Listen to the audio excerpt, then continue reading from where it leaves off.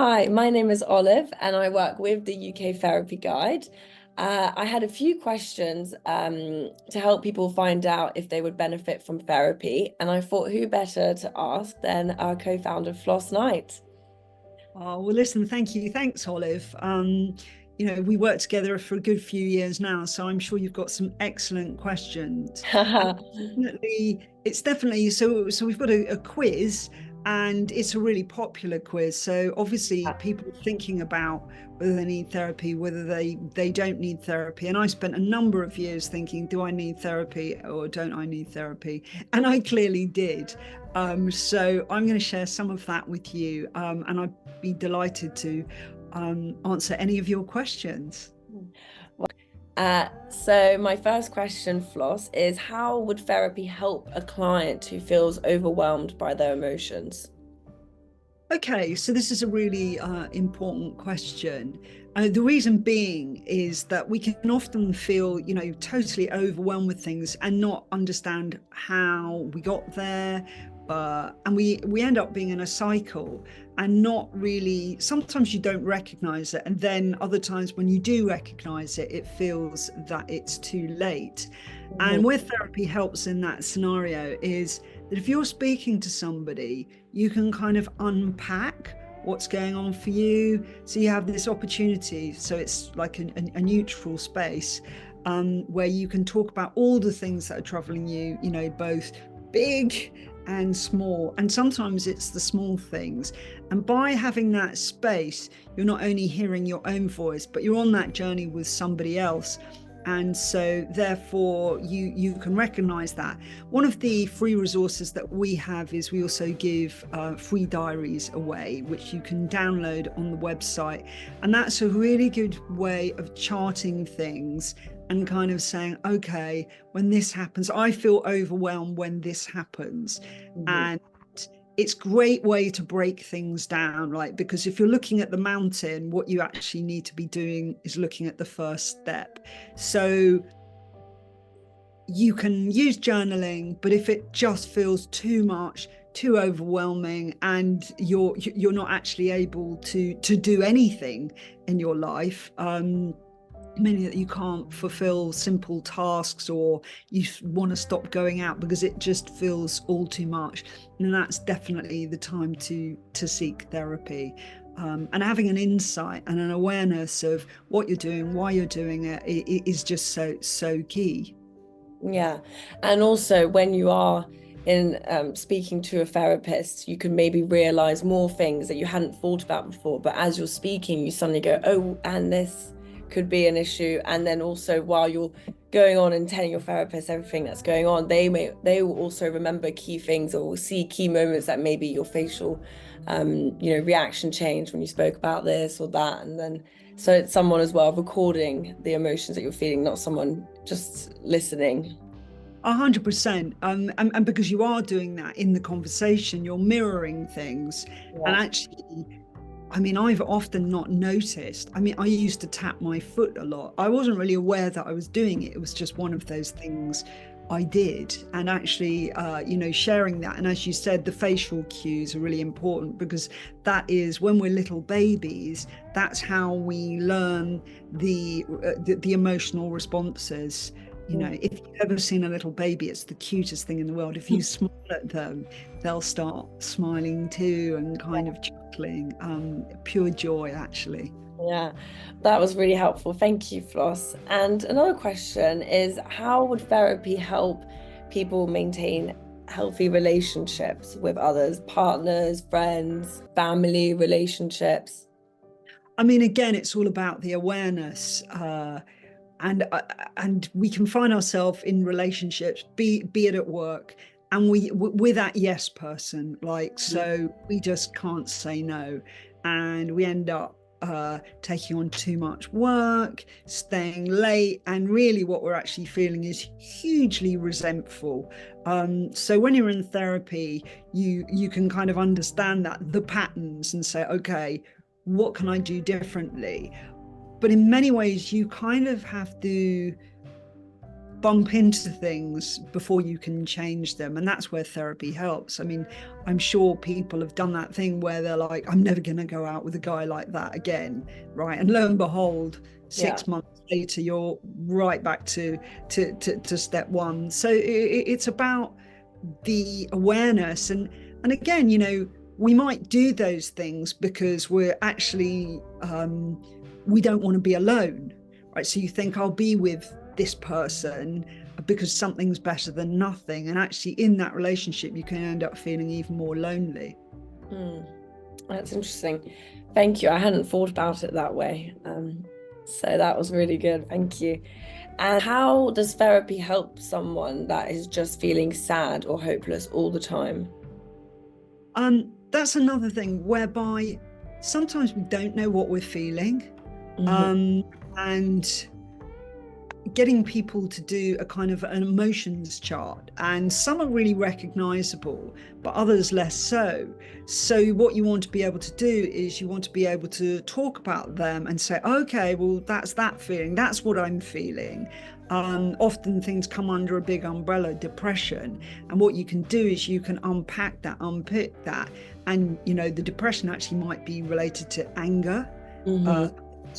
So people might have had a significant loss in the past, Mm-hmm. be that a relationship, be that grieving for somebody that's passed away. All sorts of things can happen, and so therefore it's a great way to help people understand that, unpack it together, go on that journey together, because it's almost like you're on this journey and you've got this whole extra set of eyes, and you're noticing things more, and they're trained, right? Therapists are trained and they have expert or skills with that regard. They recognize, right? So you might be doing something but you might not know what that thing is. You might be codependent, you might be anxiously attached. Mm-hmm. So putting the words to it and making a coherent sense of things is where therapy really helps. But there are things, again, going back to journaling, it's a really good way to do it. Being aware of, kind of, oh, how did I get here? I'm here again. And just Yeah. asking your questions. It's a really great way to recognize what we're doing in the unconscious plus the conscious world. Well, funnily enough, I watched your Meet the Experts video with Lucy about anxiety, which was really amazing. But I heard Lucy said that sometimes anxiety can be masking something else. So when you said that, someone may be feeling sad or, hopeless, it could actually be masking something either a little bit more serious or masking, I mean, I don't know, it could be anything, right?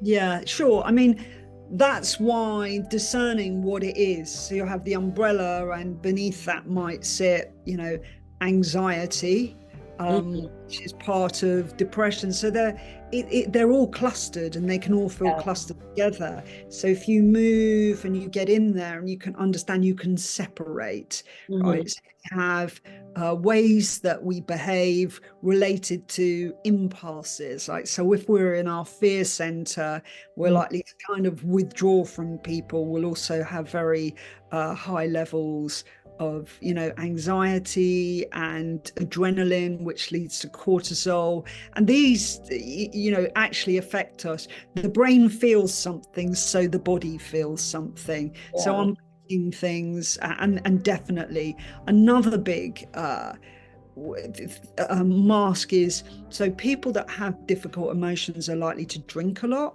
Mhm. or dope, or use drugs, or whatever it is, because they're not able to manage their feelings. And what happens is it leads to an escalation, and then they kind of crash, and then they get into that whole other cycle of taking too many drugs, drinking too much, because that's their coping strategy. And fundamentally that leads to all sorts of other car crashes on the way, Yeah. and emotional, and sometimes quite literally. So it's really important to recognize that and say, what are the healthy ways that and I like to kind of think of it as we all have splinters, right? Well, we have events that have affected us, or events in the here and now that are affecting us, and therapy is an opportunity to kind of look at the splinters and kind of remove them. You can unpack and unpick, and then move to a much better place in your life. Yeah, definitely. I would suggest that therapy is better than smoking a spliff to help you with your emotions. I think that's a healthier way to go. My next question is my question because I struggle with this quite a lot, is how can therapy help someone make decisions when that person is just very indecisive? So, and they don't find it easy to make decisions at all. So like me, I'm incredibly indecisive. Okay, that's a great one. So you're a procrastinator.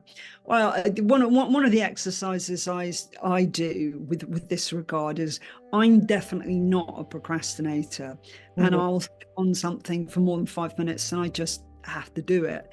And the reason that occurs in that way is because my fight and flight center is attuned that if I don't do that, something worse will happen. It's very common, and it's certainly common in my household.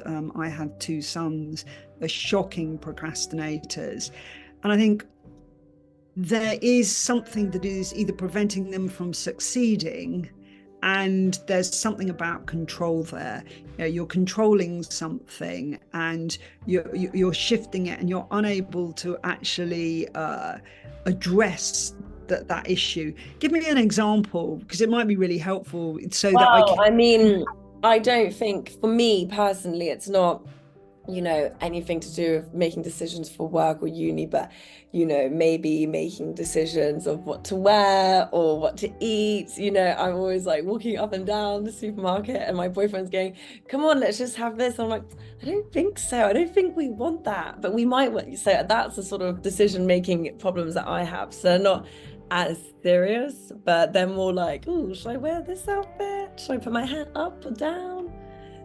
Okay, but I think to some extent that's not. Does that hinder your life? Because it actually feels like quite. I know from working with you that you like lovely choices and you like lovely things, and maybe it just has to feel right to you. I think it becomes a very different thing, and obviously not to minimalize that. And I think the question might be, how would you like it to be different? And that's a really important question. So in therapy, I would always ask somebody, how would you like it to be? Right? Obviously, I have no magic wand, but it's about imagining, okay, would I like to be really decisive? And I think in that scenario is, what would be the worst thing happened if you didn't have the perfect lunch? And I think perhaps what I'm hearing from you is you're a perfectionist, and that's a great thing to be, but nevertheless it can feel, so there's a difference between kind of being a perfectionist and clearly being a procrastinator. And those that are often in their fear center is like, well, I'm just going to bury my head in the sand and I'm going to do nothing, and it builds and builds and builds and builds, and it can be psychologically really oppressive because the sides get bigger and you sink lower into that, and that is a problem in life. Perfectionism, of course, can be a problem, but I think if it's not impacting you in such a way that there might not be the perfect outcome. So your lunch might not be perfect, but then you've got supper to make perfect. So it's not a terrible thing. And clothes wise, I mean, if you were not being able to get dressed in the morning, then of course it becomes a realm of something. But perfectionism is a big thing. And I think all of these things become a problem when they're a problem and they're preventing you from getting on in life.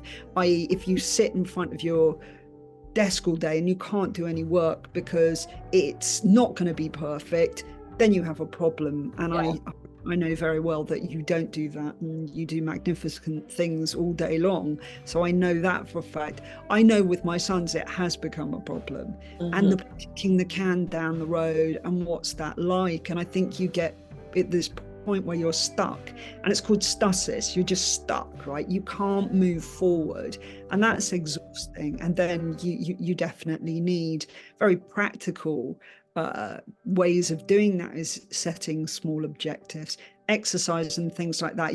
What you need in those scenarios is structure. Yeah. And I think for you, probably just saying it's not going to be perfect, but I'm going to try the noodles today and I can have chicken tomorrow. I mean, those are small I conversations. think what you said about structure for procrastinators is very important, because when I was younger and I didn't have a big structure and I left school at 16 and there was nothing. It's just my days, God knows what I did, and now like now I'm older, I've learned and I've got, lots of stuff to do every day. And it's a better life. It's nice waking up and thinking about something, and thinking I need to do this, and structure is important, and things to do. I mean, likewise. And I think when I was younger and I left school probably at about 15 and a half, and I had no qualifications. It was a bit of a car crash, and that's fine. We live, we learn. But not having any structure. I mean, I went to a lot of nightclubs and so on, but trying to get a hold of anything was really difficult. And now I'm hugely structured. And that, really is very edifying for me, because I like to know who I am, what I am, and it's a Yeah. boundaries. I work. I think most people do when they have boundaries, because it's about kind of, you've got something to push upon and something that feels safe within those walls of the boundaries that you make. Well, talking about structures and boundaries, my little sister always says to me that I plan too much. I plan everything. I'm seeing her this weekend, and I go, "What would you like to eat?" And she went, "Let's decide when I'm there. Why are you planning?" Do you think that that's a bad thing? Do you think therapy could help me not want to, like, I do like knowing what I'm doing. I do like planning. I don't think so. I think it's a good thing to have. I think what you've got to prepare yourself is if it doesn't go right. Yeah. Okay. So you say, right, we're going to have this, and they don't have I don't know, the kind of fish that Yeah. that actually you might just say, oh, well, it doesn't really matter. So I think it's about flexibility and not kind of, drawing red lines, right, in the sand where I can't go over that. And then I think that becomes a problem. But if you roll with the punches, then it's fine. I think it's nice to know. Clearly, your sister is probably a little bit more free floating than, Yeah. and it takes different types. And it's about finding, and that is life. It's all about kind of either compromising, and particularly in relationships, you'll have the messy one and you'll have the tidy one, right? And it's like, okay, Yeah. these are important lessons in life. Completely. Thank you for that great advice. And touching back on that, one of my favorite quotes is, "You can plan, but you cannot decide the outcome," which took me a long time to grain in my brain, 100%. But moving forward, because you and I could talk about all of that for hours, how would therapy help a client that comes who just cannot sleep, finds it so difficult to fall asleep, and their complete sleep pattern is just, there isn't one? How would therapy help? I mean, it's a huge one, and I think probably one of the biggest presenting problems, depression, and again, they're all aspects of that. So again, I do a kind of I empty things, and I might just write a diary. It's really important for me to be able to do that. Having a routine is just so key. So I like smells, so I might put an oil on, turn off any social media, right? Social media is very, very deliberately designed to kind of create that interaction. It's just like, oh, one more scroll, and you can find that. Video, yeah. Yeah, I think another thing actually is literally turning off your phone late at night, That's really important. If you can kind of do a shakedown, like you can shake all the bad stuff down. Clearly breathing exercises. I do safe space work with somebody, so I have an imagined place. I've found this really helpful myself, right? So I have an imagined place that I go, and I literally drift off into that place, and I will have it in my mind and in my body. And if I feel, so I might get bubbles of either anxiety or something, I'll kind of put my hand over the bubble and I'll move it. So it's about kind of being comfortable with that and not letting your mind run a million miles an hour. You can always stop those thoughts. And those are the various things that you can do. Obviously, not drinking loads of coffee. Another thing is, if you drink a lot late at night, you've got that sugar rush. So you might go off to sleep pissed, and then you're going to wake up with a massive spike. And then, I don't know, it certainly used to happen to me. I don't drink, and I don't take drugs anymore for quite some I time. never sleep well when I drink, ever. I always have a broken sleep. But that's because of the sugar spike, right? And people think like it's an antidepressant. It absolutely isn't. So you'll get a spike and then you'll just get a fall off. So that's something else. But it's about having, a kind of really nurturing system with that. Oils are really good.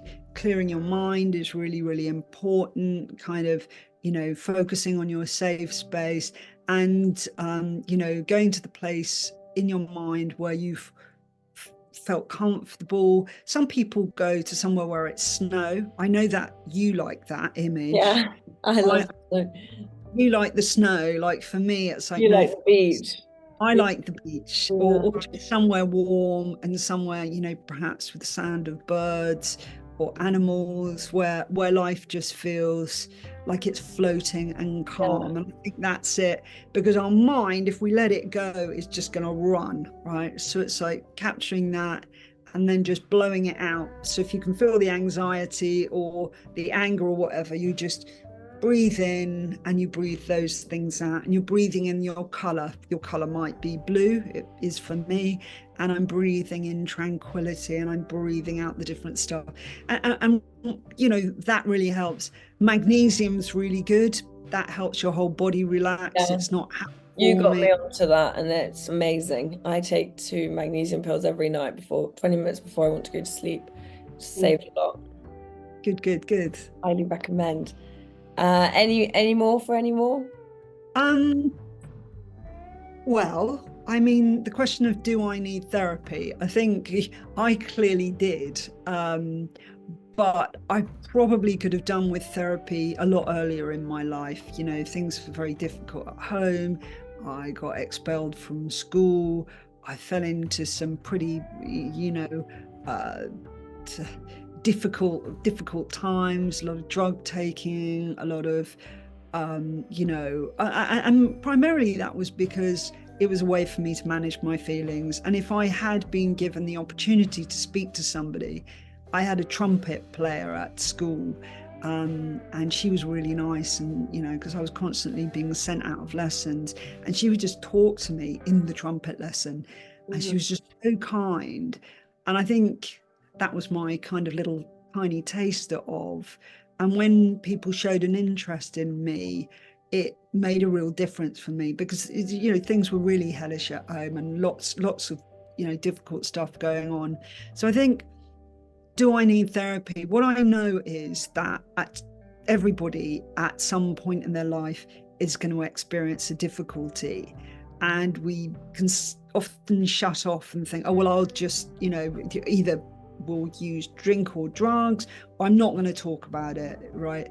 And I think talking about it with friends, and they have to be trusted friends, but when things get really difficult, having therapy is the biggest gift you can give yourself. It's totally unlocked everything. I mean, once I'd sorted myself out, I went on, to get my degree, then my MA, and, set up UK Therapy Guide, and I get to do what I love. I know I've helped thousands of people on the way. So, I just feel very passionate about that. And we share lots of free resources. There are videos to help people who may feel, or it feels a little bit scary, or I don't want to do that. We've obviously got our low cost program for people that are on lower incomes. So, you know, my feeling is, and I mean this, you know, totally with my whole heart and soul, is that most people at some point in their lives could really benefit from therapy, and others just clearly really need it in order to get through. But once you get through those difficulties and understand, and you're kind of, if you like, shedding those skins, then you have the potential to be whatever you want. And yeah, it's a magnificent gift. Completely. Mental health equals mental wealth. That's right. That's what we know. It's been proven. Um, Thank you so much, Floss. I think that was great. You know, people, if you're watching and you have more questions, you can leave them in the comments. You know, if Floss will be more than happy to, you know, if I missed a question, I probably did, you know, to give a bit more insight. So thanks so much, Floss. That was really fascinating, and just so useful to have some answers, some questions. And I hope other people found it useful. My absolute pleasure, Olive. You know, it's always a pleasure. And if we missed any questions, we're really happy to answer any. And if you've got an idea for another topic, then let us know, and we can just add that to the next Meet the Experts. Yeah. If you'd like to be a guest, also let us know. That would be a lot of fun. Don't forget to subscribe, like, and share, and check out our free resources on our website. Yeah, I'll put the link in the description below. Thank you again. Bye.